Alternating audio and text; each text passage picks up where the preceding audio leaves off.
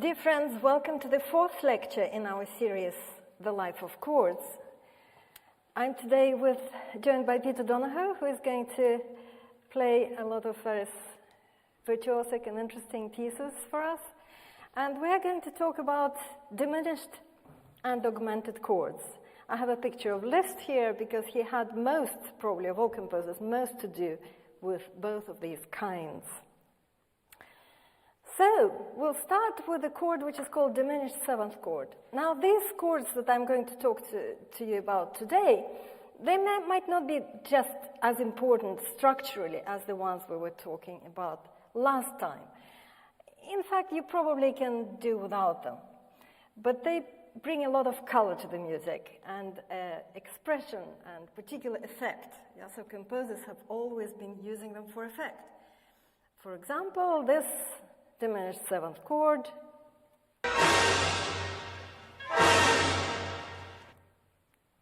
So that was from the score of King Kong. And probably even if you didn't know that, you probably would have guessed that something terrible has happened. Or the gentler version of the same chord, which is a harp glissando. So that has become so popular that it's now it's a sound that you can download. It's a library of sound. Yeah, harp glissando diminished seventh chord, if you want to use it in your piece. Yeah, so it is something like a stock idiom. So, if we look at a couple of composers from the 20th century looking back at this chord, Schoenberg, for example, describes this diminished seventh as the expressive chord of the time. Wherever one wanted to express pain, excitement, anger, or some other strong feeling, there we find almost exclusively the diminished seventh chord.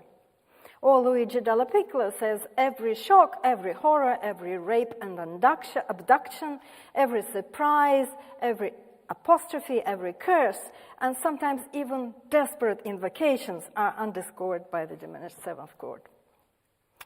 So, what is it? How do we get to it? So on every note of the scale, we can have a triad. Yeah, we talked about that. Most of them are major and minor. But there is one note of the scale, which is the seventh note of the major scale, where we don't get either a major or minor triad, but we get a very strangely sounded, maybe you can give us that, yes, a triad which doesn't form a key. There is no diminished key. So the fifth, the interval of the fifth between the lower note and the higher note is not the pure consonant fifth that we're used to. It's squeezed, it's diminished. Yes. And so if now we add another step like that, another third on top to it, so make it into a seventh chord, that's our diminished seventh, right? So that is the sonority that you want to hear. Where do they come from? Where do we get these chords and their associations, the expressive associations? They mainly come from opera. And probably one of the first instances that we can find comes from an opera by Giovanni Legrenzi. It's actually a popular aria which lots of singers have sung, and it amazingly starts from that chord. And it's an aria about it's a complaint addressed to Cupid. You know, why are you tormenting me like this? Yeah, so how can you create all this torment for me? So it is something, very tormented. That's how it goes.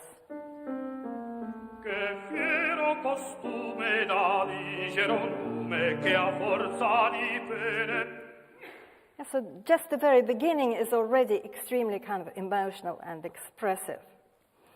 If we take just operas that maybe of the composer that you've never heard about, Johann Adolf Hasse, and you will see then how kind of ordinary people, so to speak, use these chords.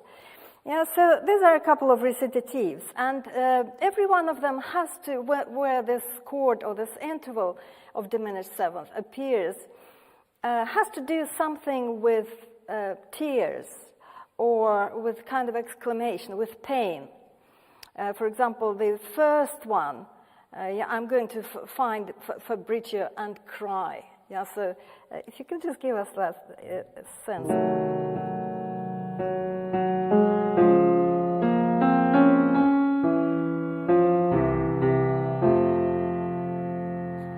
Yeah, so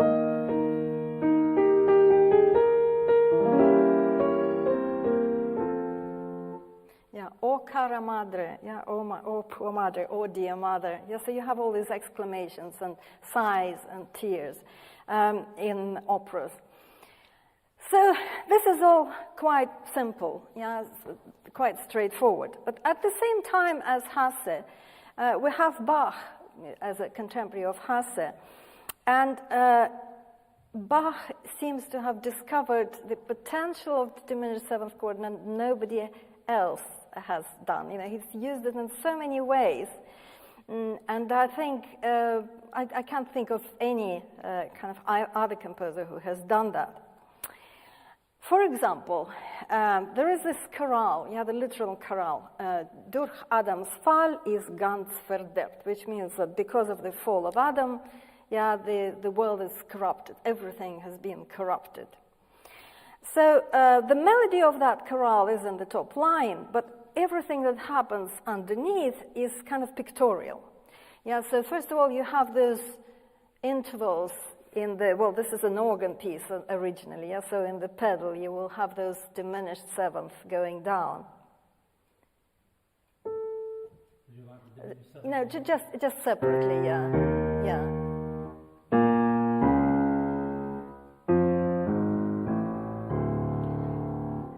Very strange line. Yeah, it seems like Schoenberg has written it, yeah, something like that. So that represents Adam's fall, yeah, and it's very strange. It's very disturbing in a sense. Then in the middle, there is a kind of snaking line, which might even be representing the serpent that was implicated in Adam's fall.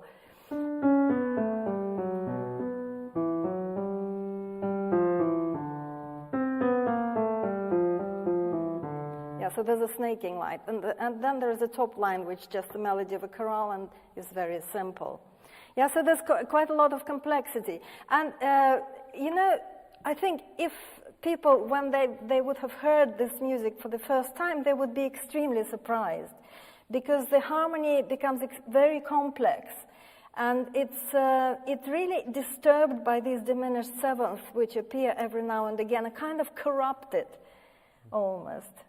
Yeah, so if I can ask you to play us the whole piece, it's a very beautiful piece. It's in the arrangement by Busoni, so it's a piano version, and yes. We'll just hear it complete. Yes, of course.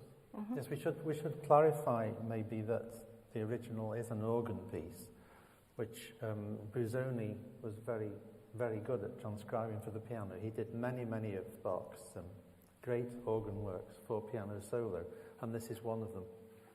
A brilliant transcription.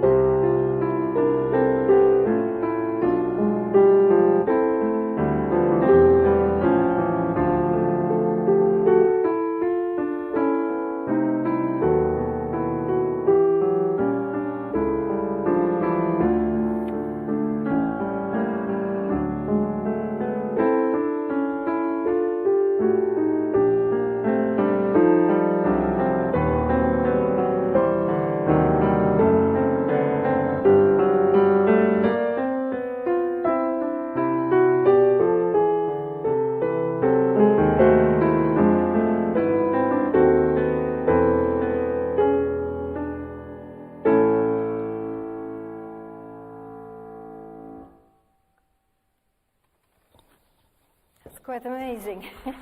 Thank you. Thank you very much. It's quite amazing, yeah, quite confusing. Really, it's impossible to tell, I think, that it was written at the beginning of the 18th century. It's so complex. Bach used the chord also in a very dramatic way. Yeah, if you're thinking of kind of exclamation, yeah, or a chord that is really surprising you, really kind of gives you the jilt, you know, that makes you jump. This is how he does it in his St. Matthew Passion, in a very important moment when Pontius Pilate asks a question: who are we going to save? Is it Jesus or is it going to be Barabbas? And the crowd chooses Barabbas to save. And you will hear this chord. It's very separate from everything that precedes it and that follows it. It's extremely dramatic. That's how it goes.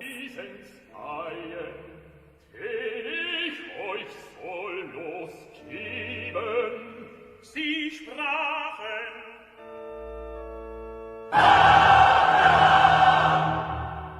Pilatus sprach zu ihnen. It really stands out, yeah. So I think there's a direct line from that moment to what you've just heard in King Kong. You know, this really kind of incredibly dramatic moment. Another piece which is also astonishing, I think possibly even more astonishing than the chorale prelude that we've heard, is Bach's Chromatic Fantasia and Fugue, although we are right now interested in the Fantasia. So the title of it, Chromatic, already tells us that it will have a lot of these tonal colors. And one of the most important colors is the diminished seventh. And it is used here in all kinds of ways. One way, for example, could be to make it into an extension of a dominant seventh chord, so that you get a ninth. Yeah, if you could do that.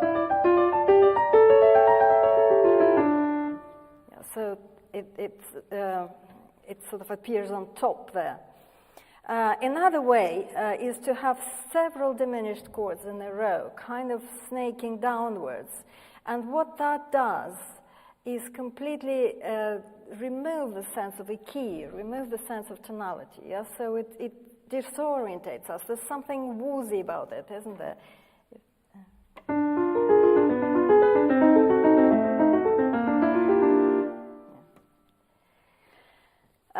There's also a dramatic turning point. Yeah, the use of it as, like in St. Matthew Passion.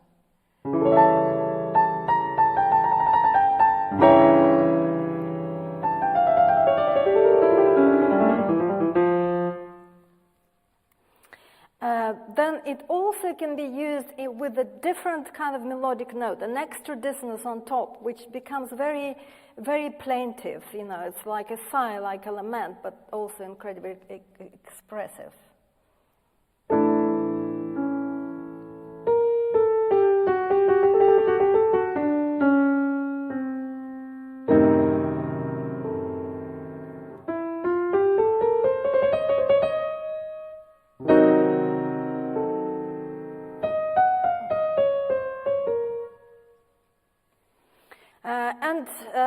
Finally, another way that he can use it, he can stay on that chord a very long time. With all that is kind of in yellow, is basically an elaboration of this chord. And while we are on it, we don't know which key. We've forgotten the key that we were in before. Yeah, so then that allows him to go somewhere else, quite distant.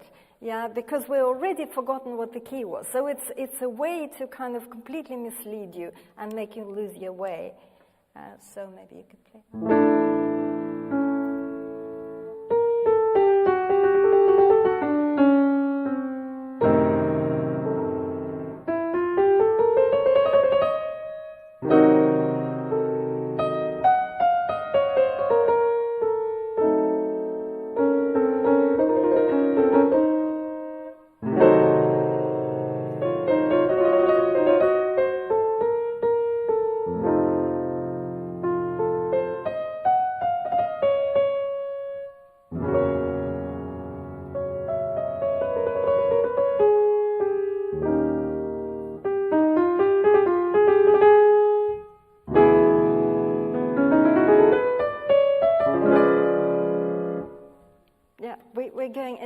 sorts of directions, and all that, because the diminished seventh kind of loosened us out of the key. So now I would like you to play the whole of the Fantasia, because it's such a marvelous piece, and it's definitely has this, I think, a sense of tragedy as well. Because it condenses these chords to the point of almost kind of unbearable intensity. Let me just check that it works. Okay.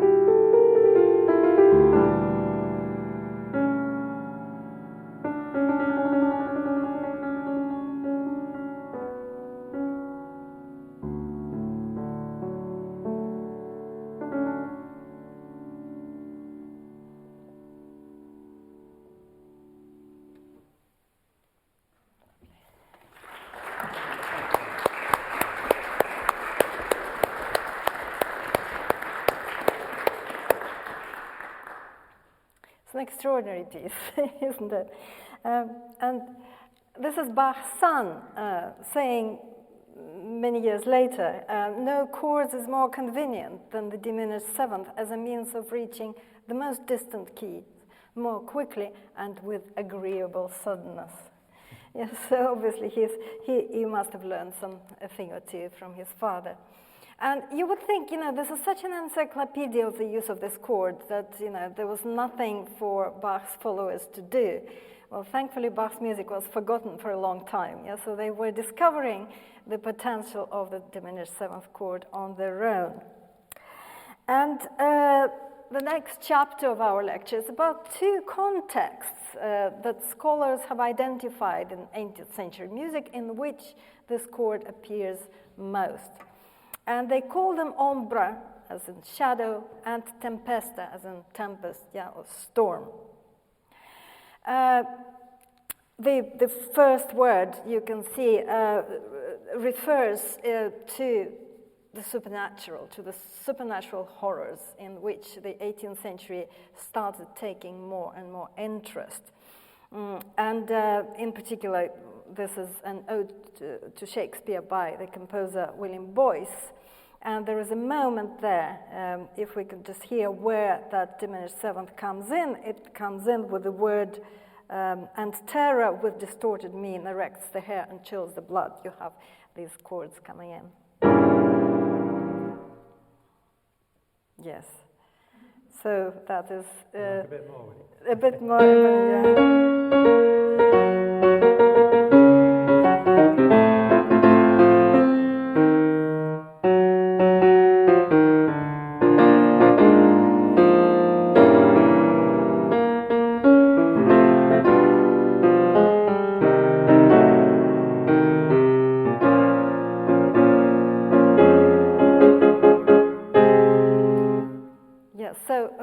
It's interesting that it is associated with particular those words, with terror and raised hair.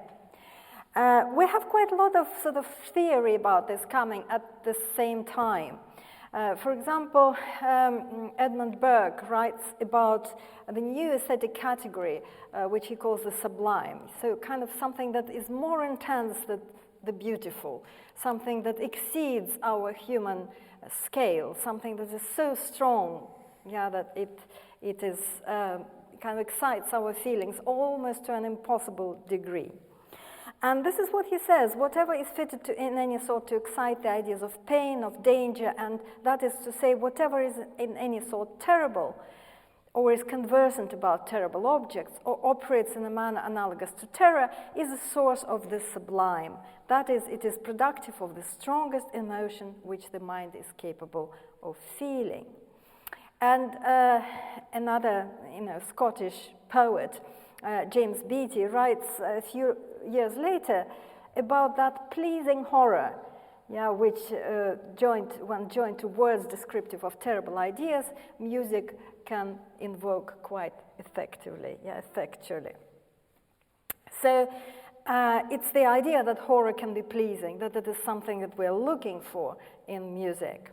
And I think probably one of the ultimate expressions of this ombra topic, ombra context, is the final scene of Mozart's Don Giovanni, where the statue finally comes for him, and it begins precisely with the diminished seventh chord.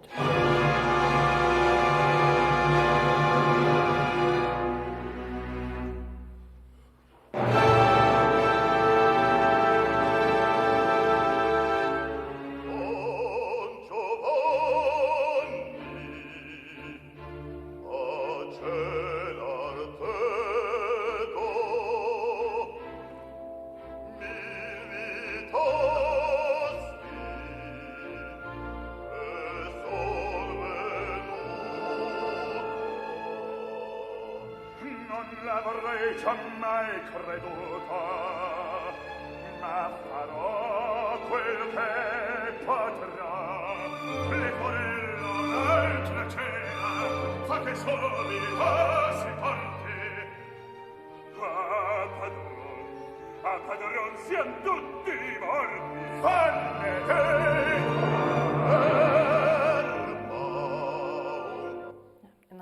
comes in.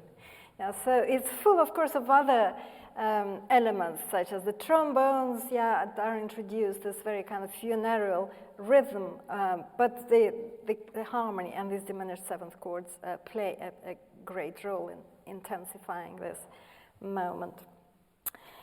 So, we also find that that very capacity of the diminished sevenths to make us forget what the key is, to lose all orientation, is also being considered sublime. So this is the English composer William Crotch writing in 1806, when the harmony and modulations are learned and mysterious, when the ear is unable to anticipate the transitions from chords to chord and from key to key, if the melody and measure are grave, the effect will be sublime.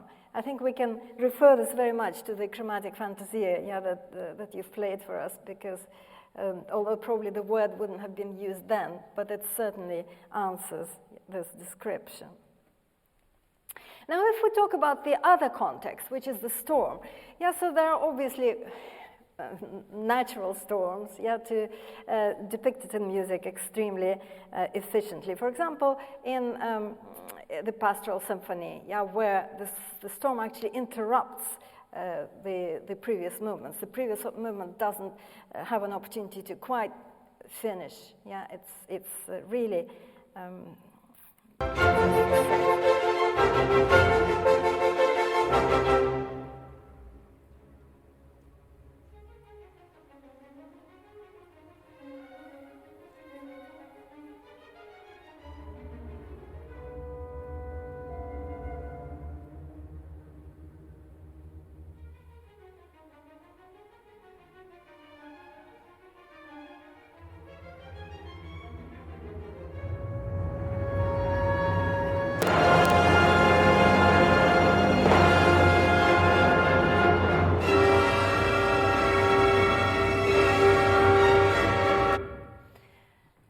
So everything was lovely in the previous movement, and suddenly you really feel like the clouds have darkened and you get a bit of rain coming in, and then finally the thunder and lightning come in. And in Beethoven's pieces, which don't have necessarily that pictorial title, so we don't know, for example, what Appassionata is about. It's not his own title. But we can compare to that what we've just heard in the Pastoral, and I suppose deduce that also Appassionata has to do something with a storm. It might be a storm of kind of emotions and feelings, not necessarily a natural occurrence, but it's the same kind of thing that happens there. And I would like you to play also the transition from the unfinished, kind of interrupted, slow movement to the finale.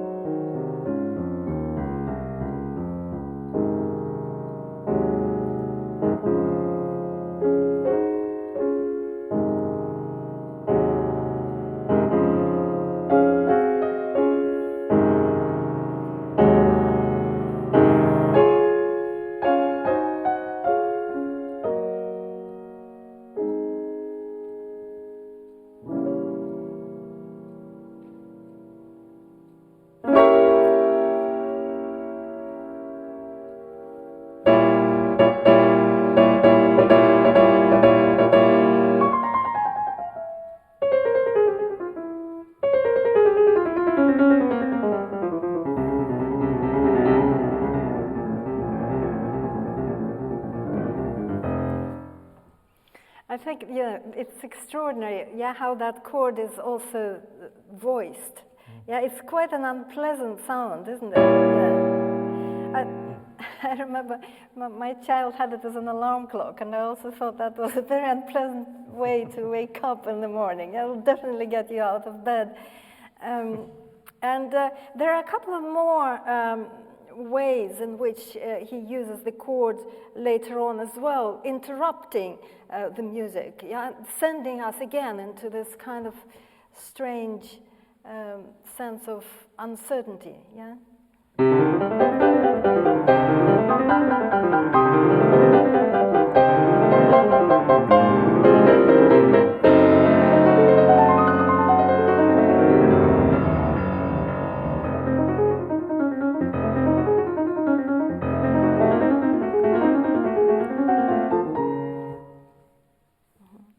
And in another, I think you have another one, yeah, where it also, once again, kind of sounds like an interruption of the flow of this stream.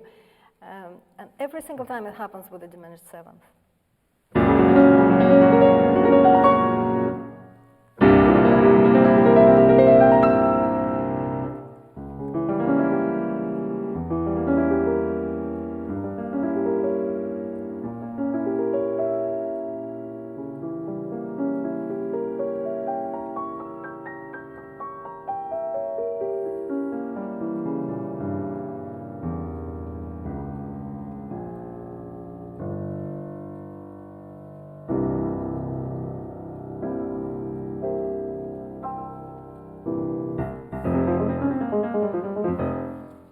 Thank you very much. Yeah, so you really can feel it, yeah, how everything stops, yeah, you're suspended without the key for a moment.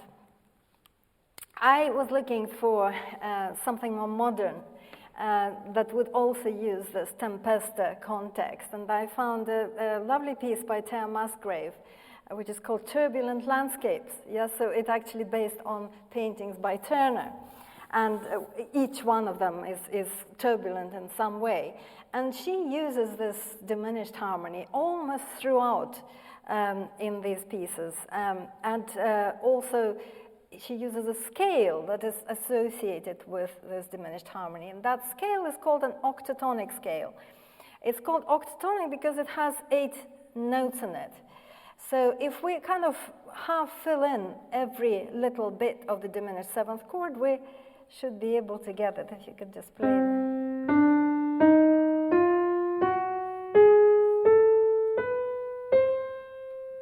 Yeah, very strange scale, unusual scale. So you will hear it for a moment in this piece.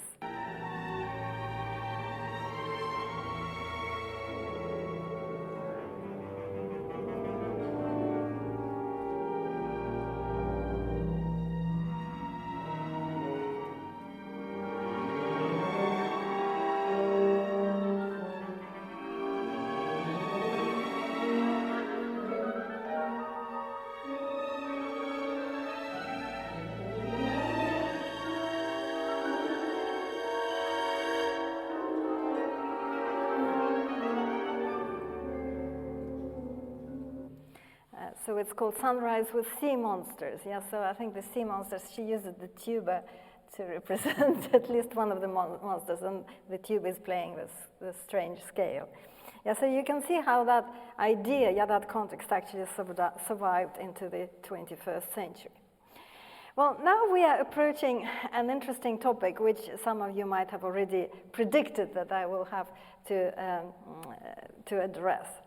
There is this common perception that one of the intervals, or actually there are 2 of them, like if you show us how the interval of the tritone is part of the dominant 7th. Yeah, so then there is another one kind of interlocking with it to create,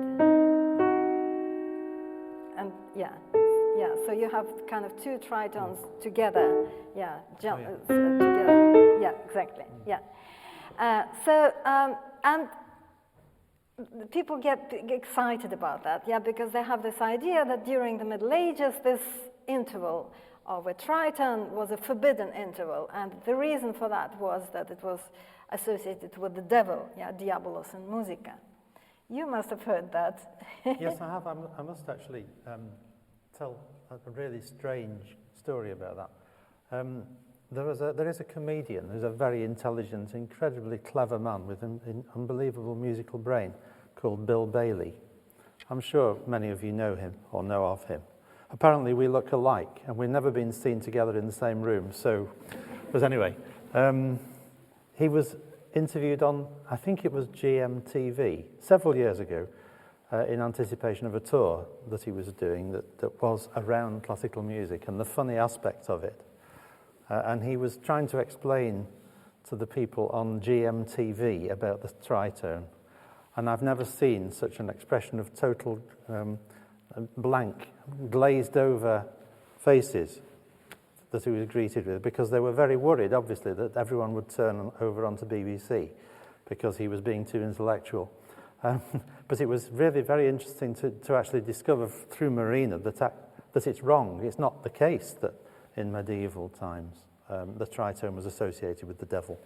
Yes, people have been looking really hard and looking through about 63 teases. Not in a single one of it there is that association. There is a description of the tritone as something very unpleasant. Yeah, something very unpleasant to the ear, something to avoid. But the first time this phrase, diabolos in musica, is used is actually 1725, yeah, so well after the Middle Ages. And it's by a composer and theorist who wrote a book on counterpoint called Fuchs.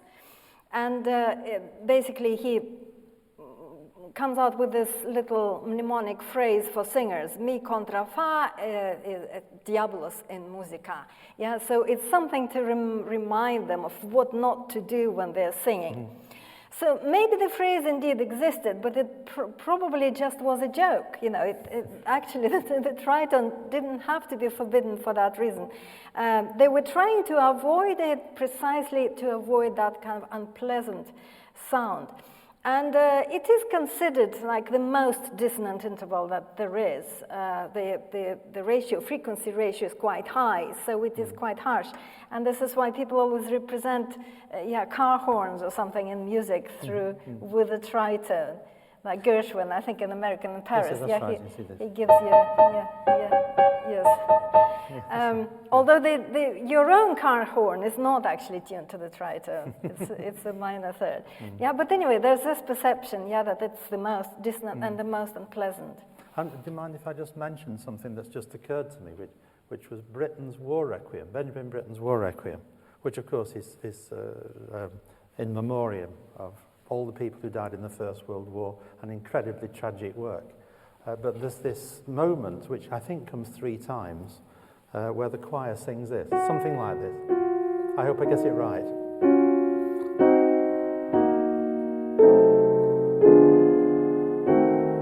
And at that point, the tubular bells go.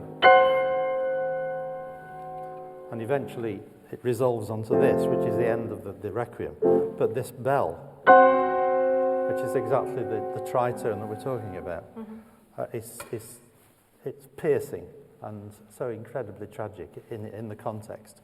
It's a wonderful moment. It just occurred to me that I remember it well from my youth. As a fantastic representation of the tragedy of war. So at some point, I think in the 19th century, I'm not quite sure when, and probably from Fuchs, but composers started realizing that it's associated with the devil and started actually using it as a representation of the devil, and the diminished 7th chord also in the context, in particular related to Satan.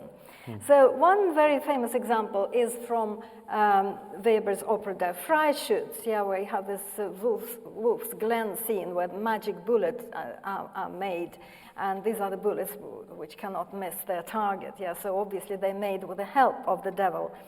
And there's this character, he's called Samuel, but actually eventually we realize that it's the devil himself. And every time Samuel appears, you hear the tritone and you hear a tremolo and that diminished 7th chord. And it's the first ever leitmotif in music, the first ever kind of little snatch of music that tells us exactly what is happening. So I just wanted to play you a little bit from that scene.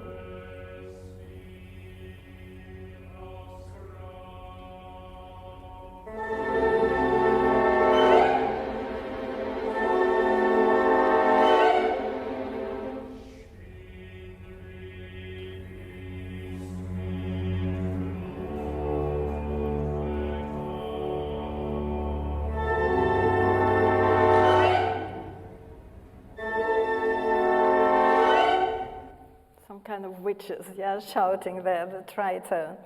At the very same time, yeah, very, very close to that, 10 years later, we have Berlioz's Symphonie Fantastique, and then the finale, we have a Witches' Sabbath. Yeah, so also starting with the diminished seventh, and the not just one, but the whole kind of chain of them descending, like, I don't know, witches cackling with laughter or something like that.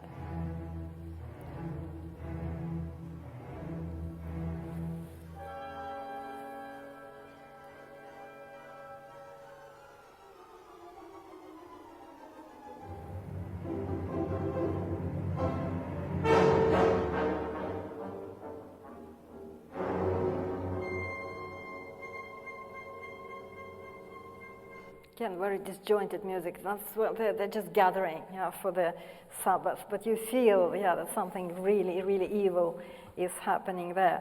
Yeah, so, yeah, I should have shown these first. Yeah, so these are the tritones, how they are formed within the diminished seventh chord. And these are our people who came up with this idea in the 18th century. One of them actually, Mattheson, says, all the singers call this pleasant interval the devil in music. And you wonder, he might have been sarcastic. Yeah, we don't know how to read these treatises. Or maybe he considered it pleasant. But, you know, it might have been described as hostile to nature, annoying and irritating, but not as the devil.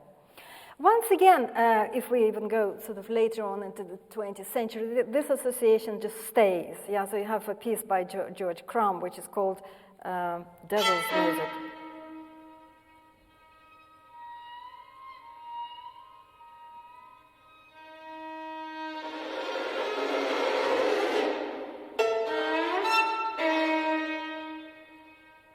So violins and electronics, making it even more unpleasant. So now we finally come to Liszt, and this is a particularly kind of interesting thread in Liszt's works, because he wrote a lot of works about Mephistopheles. Yeah, so there are at least 4 Mephisto waltzes, there's a Mephisto polka, there's a Faust symphony, there is a B minor sonata, which seems to be also connected to that idea. Yeah, so there's a whole lot of them. And he starts, the first time he uses this, you know, tritone and diminished harmony for the devil is in his fantasy on Robert le Diable, Robert the Devil, another Meyerbeer opera. Again, yeah, around 18, I think it should be 31, actually, not 41. So...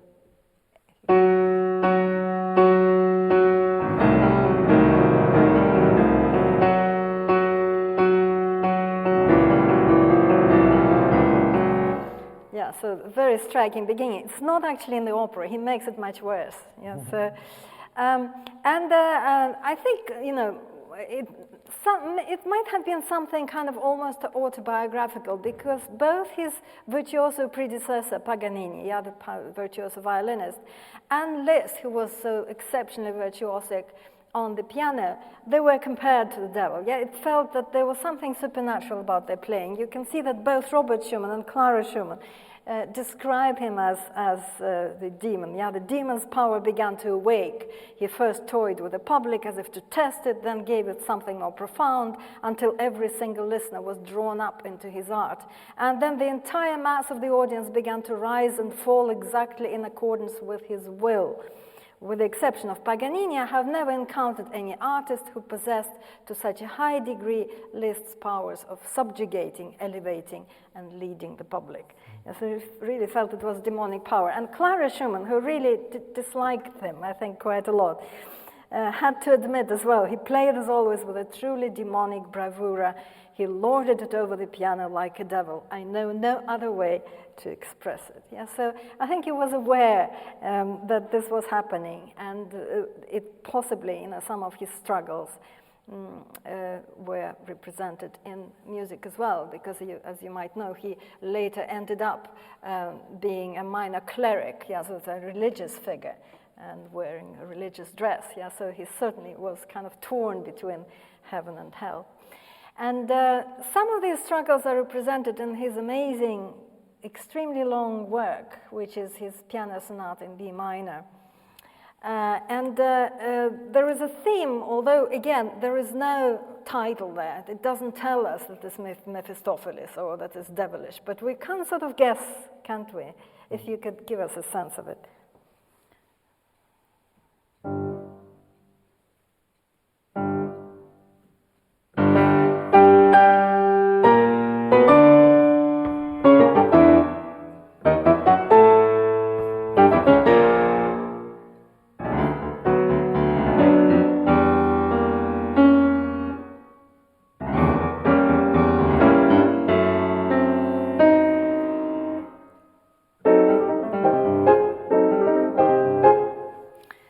So lots of diminished seventh chords thrown in there. Yeah, so I kind of put circles around them all.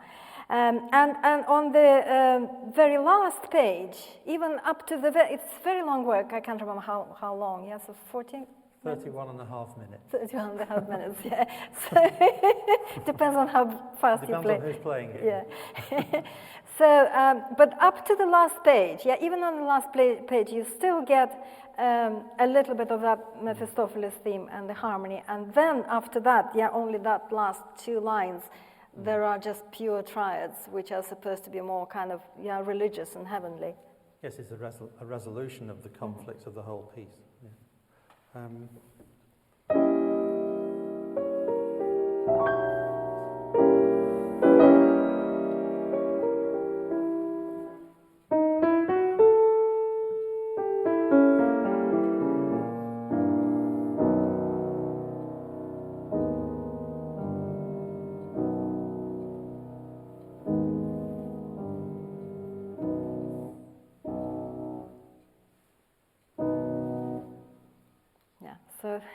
So you think, yeah, that there is a resolution? I really like to think so, yeah. Right. There's a massive climax earlier on in the piece, on the diminished seventh itself. It really makes a very big point of the actual harmony. May I play it? Yeah, it's sure. It's just a few seconds. Yeah.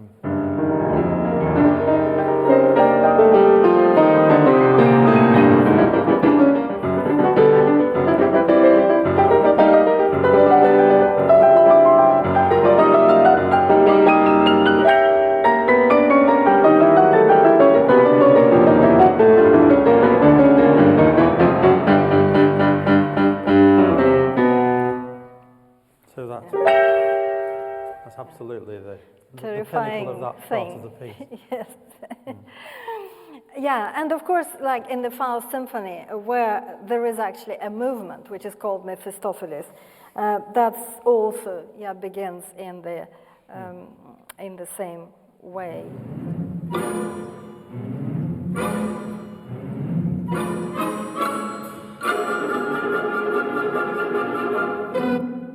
Again, this laughter, demonic laughter.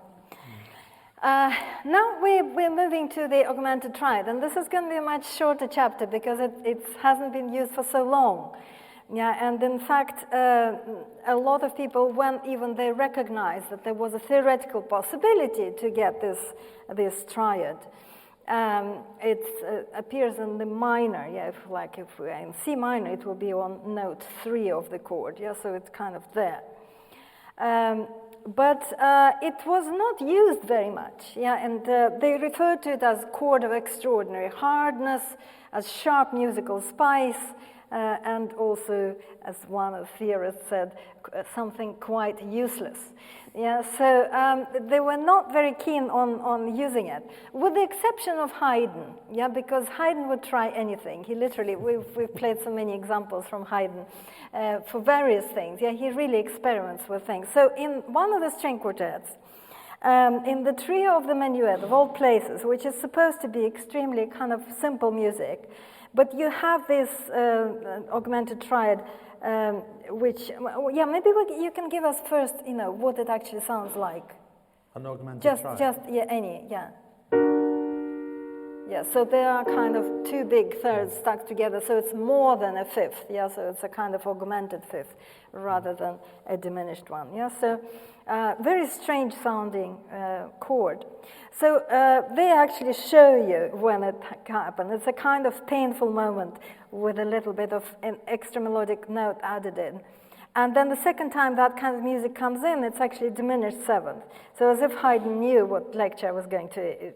So he has both augmented triad and then diminished seventh, and he comes back to that. And every time that happens, you will notice it.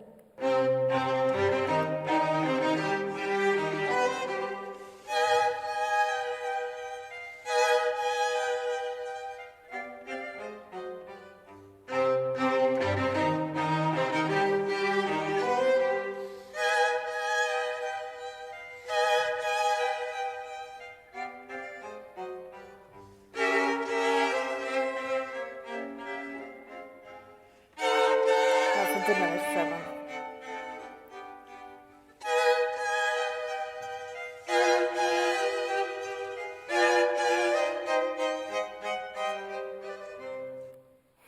They're really making a meal out of it, yes. So that is a very strange, but quite a kind of isolated example.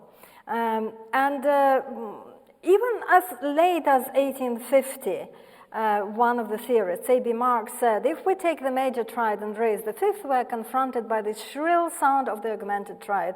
No one has ever dared to use several of these triads in succession, and we should do nothing to encourage this. So sure enough, Liszt, 3 years later, does exactly the same thing.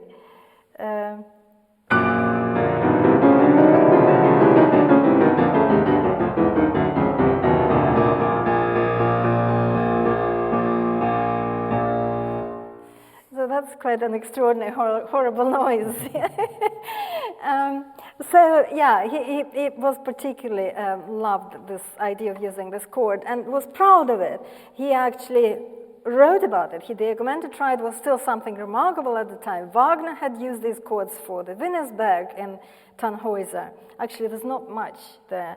But I had written them for the first time already in 1841. Yeah, so there was a little bit of competition going on of who would use this chord. This brought much adverse criticism upon me, he says, but I didn't trouble over the matter.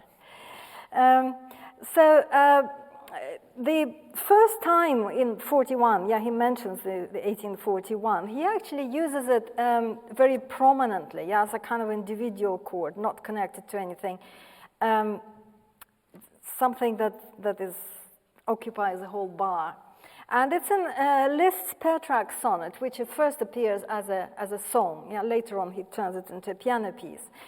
And the text of that sonnet, it's about love, how love kind of completely tears you apart, infatuation.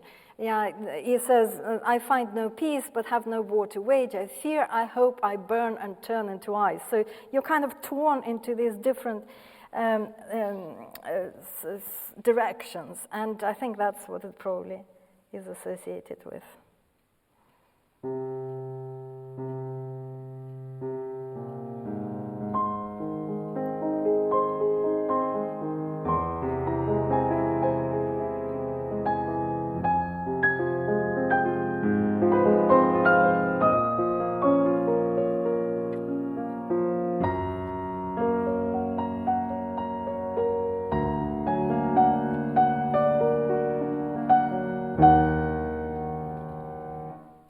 So you can see how it can be beautiful, but it still creates this moment of strangeness.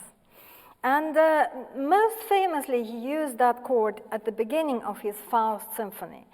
Amazingly, even back in the 18th century, one of the theorists says that although it's a very unpleasant sound, but it would be used to good to use in the context of death, suffering, and doubt. And I like this, doubt, is one of the things that he wants to use it for. And Liszt, of course, uses it exactly, for Faust's doubts and questions. And it's an extraordinary beginning. I will play it. The first 12 notes are all different. So basically, he uses up, 4 of these triads, 4 times 3. He uses up all the notes of the chromatic scale.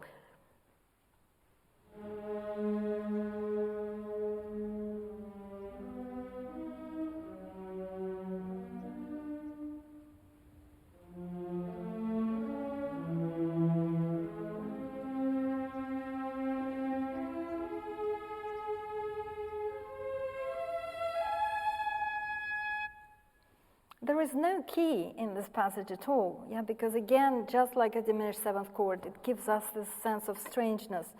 And I mean, the next person, yeah, to use all 12 notes like that was Schoenberg. So Liszt really does some amazing kind of experiments in that regard. Liszt communicated very much with the Russian composers, who learned a lot from him, and he learned a lot from them. So there was a kind of going back and forth between them.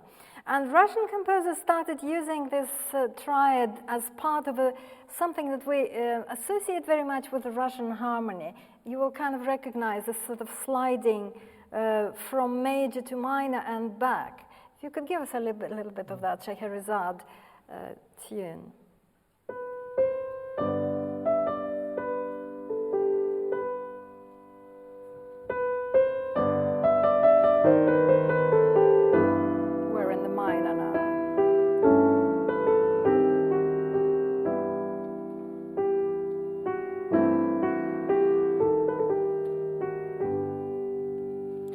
That sounds to a lot of people like a very Russian music, because they used this pattern basically to death in almost every piece, in almost every theme where they wanted to create a Russian style. They would go from major to minor via the augmented triad, and then very often back also via the augmented triad.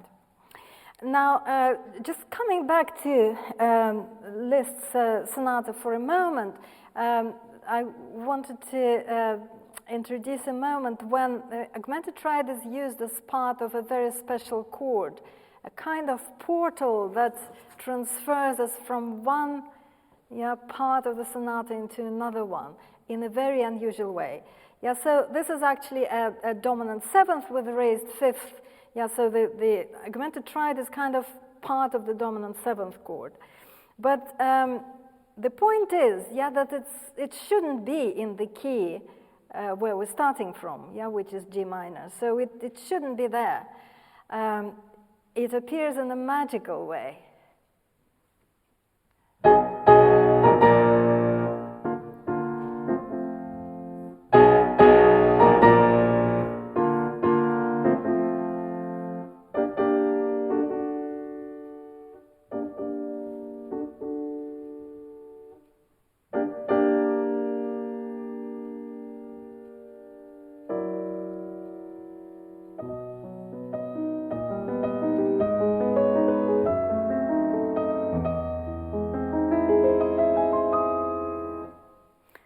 So that absolutely magical moment.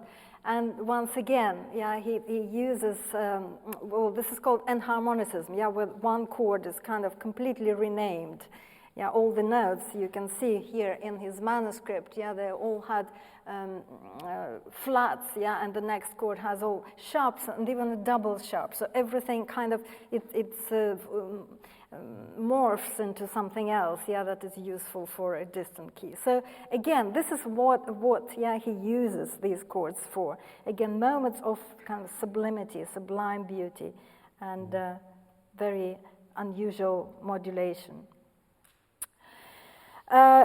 Late in life, Liszt tried even to write pieces where the chord almost becomes a tonic, yeah, the augmented triad. He sort of sits on it for a very long time. This is again in the context of death.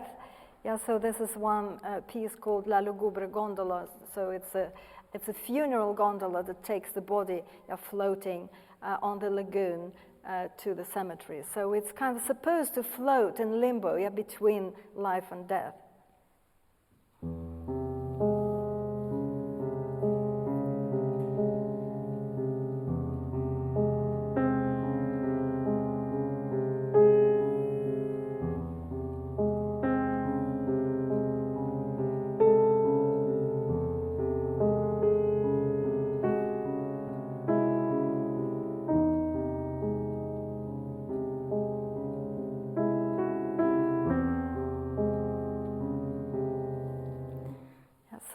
we sit on this chord. It's not going. It's an extraordinary kind of expansion of the remit of that chord.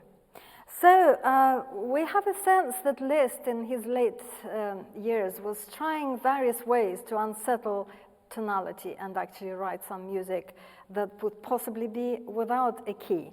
And one of them he actually called that. He called it bagatelle sans tonalité, yes, so bagatelle without a key. It's also in the manuscript had a subtitle, Mephisto Waltz, number 4. So again, and it starts with a tritone, doesn't it? Yeah, so it's again, a portrayal of evil. And it's a highly capricious tone picture, as one of the listeners said, which whirls through all the keys and then ends abruptly on a chord of the diminished seventh. It doesn't actually have a proper ending. So Peter's going to play the whole of it. It's quite short.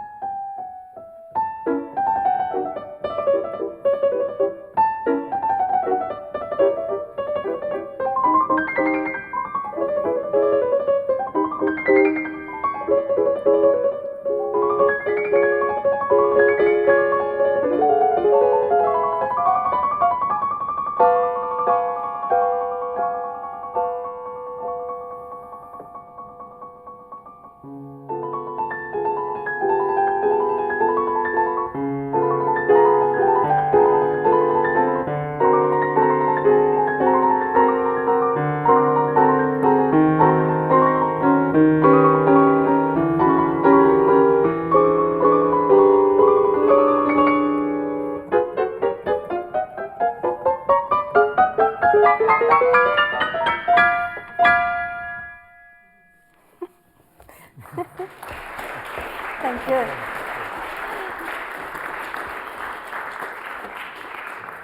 Thank you very much.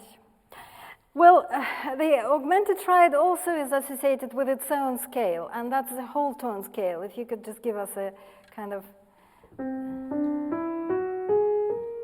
That's an even weirder scale. And the first time that was used in a very dramatic way was by Glinka in his scene of abduction of Ludmilla. Yeah, she's abducted in the middle of a wedding feast, and this evil sorcerer comes in and grabs her, and they grab her away, and this strange scale, which Glinka called chemical scale, yeah, sounds in the whole orchestra.